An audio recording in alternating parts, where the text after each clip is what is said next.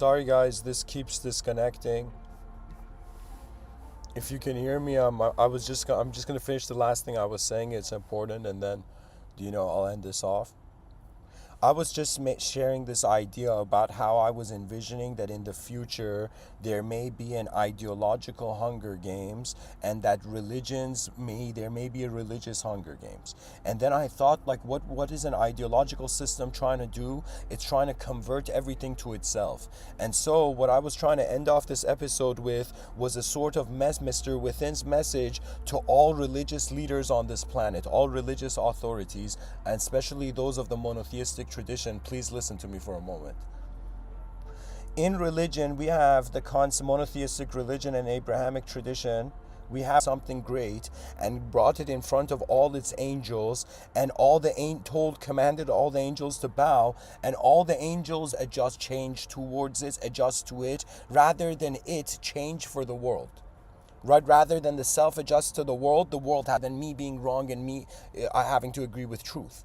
Right? So the concept what is the archetype of the fallen angel is, in some sense, not having the humility to, in some sense, to submit to truth. And it's another way of saying, when you want the other to convert to your world, that is what the fallen angel did. Do you understand? Religious people, and there are beautiful, authentic religious people on this planet. Okay? Institutions that are trying to be in the divine presence. If you try to clone the world into yourself, that is what the fallen angel is doing, and you will be defeated. You would have failed the test of faith in God. Because if you had faith in God, God's creation would have been great from the beginning. You wouldn't need to do anything. Them, oh my God, you are, in some sense, it's like a dandelion in a garden with a bunch of flowers, and the dandelion is like, yo, all the flowers have to be behavior of the definition of sin. Right? And so religious leaders are going to be like, so Mr. Within, what does that mean? Right? It's like, how else do we disseminate our knowledge and wisdom? And I would say this is the reality, right? I'll give you an example. When I was young, okay, my parents forced me and my brother to learn to play the piano. They forced me, and my brother. And what happened was that we hated it. It was like, why do my fingers have to suddenly move in weird ways, like throughout the day? And so I those classes stopped, and it was like,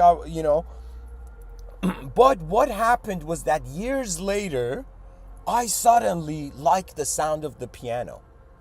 And then I started learning for myself. And then I discovered it for myself. And this is what I'm going to tell religious viewers. Religious leaders, present the religion as it means it's like something else is moving God's creation other than God. Do you know what I'm saying?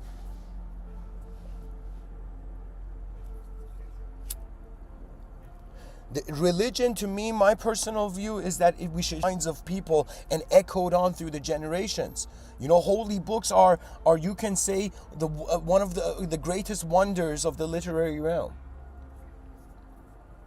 But what I'm trying to say is that in monotheistic religions, there's a saying where they say only God knows what's in your heart. So if man acts like God, right, it's the same thing as the fallen angel rebelling against God. Because what the rebellion implied was that like the alpha wolf being challenged by the beta wolf, and if the alpha wolf loses, all the beta wolves try to be alpha. But they don't realize that certain things, they require sort of a positioning to move. Like, I don't know if people know this, but like if you look at wolves, and how wolves travel, they travel in the snow in a straight line, and they step on each other's footprints. That was blowing my mind when I realized this.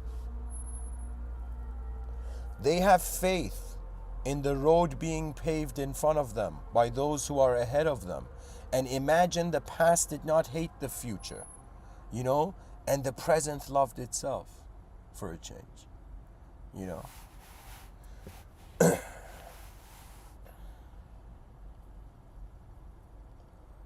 You know, I thought for a moment, what will happen if I'm suddenly dismissed out of this dimension and I don't finish giving the 10,000 talks? What will happen if suddenly, you know, the songs of the advancement, and that in some sense makes me fearless sometimes, because I'm like, the show goes on. Whatever, one day I wake up, I feel happy. One day I wake up, I feel sad. One day I wake up, I feel, you know, my spirit is the future. You know, one day I wake up and I think I'm no different than the past. You know what I'm saying? One day I wake up, I feel my eyes are eternal and ancient, and there's some days I wake up and I'm like, yo, when does the film screen change? Right? So reality is something very fascinating. What I have realized is, what is the value? Is the value money? Is the value objects? Is the value subjects? And I realized, no. See, the reason we are fighting over ideological truth is because human beings don't have a third person perspective.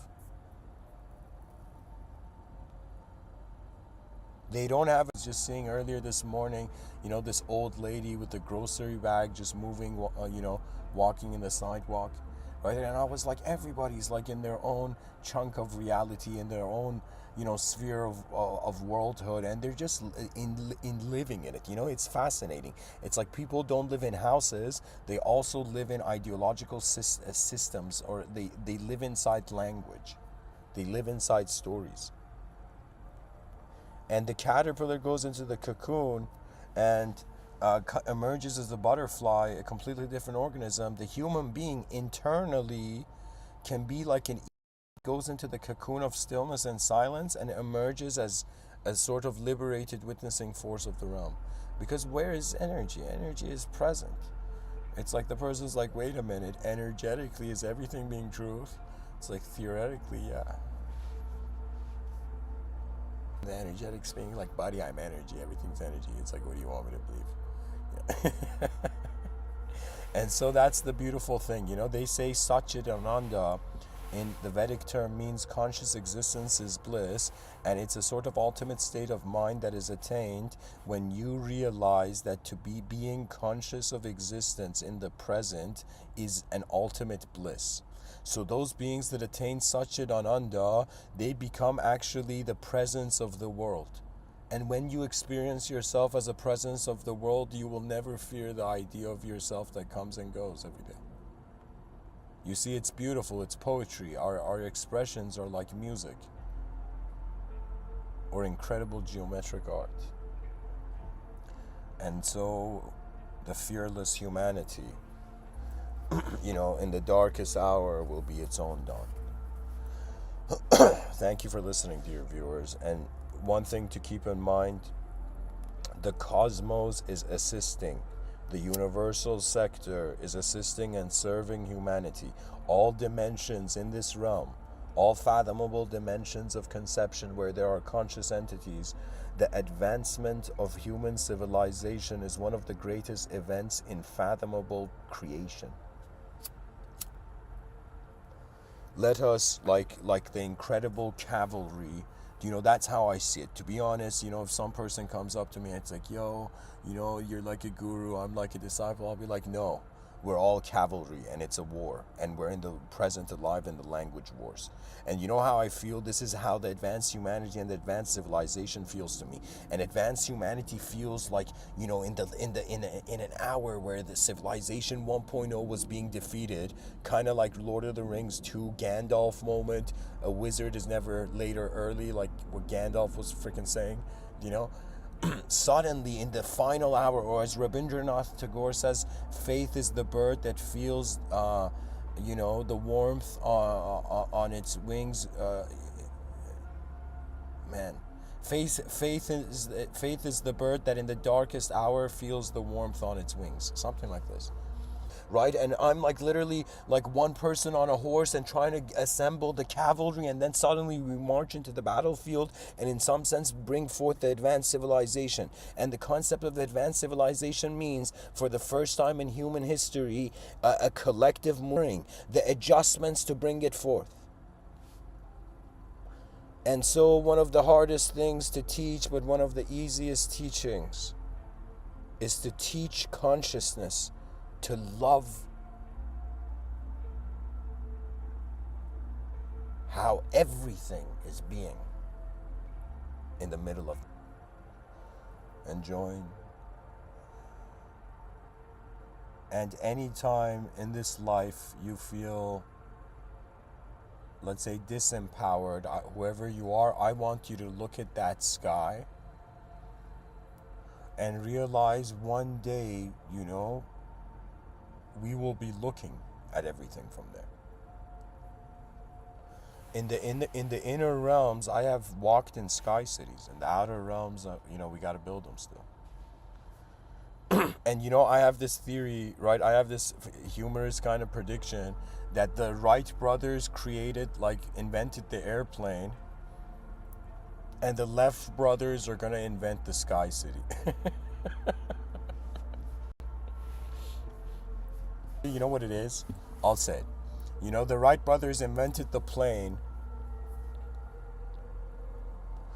The Left brothers are gonna invent a spaceship. The Bottom brothers are gonna invent, an underground, imagine vehicle, underwater vehicle. And the Top brothers, they build the sky cities. And then we have, all the left, right, top, bottom brothers of history, kind of like, we could have had it like the PlayStation console.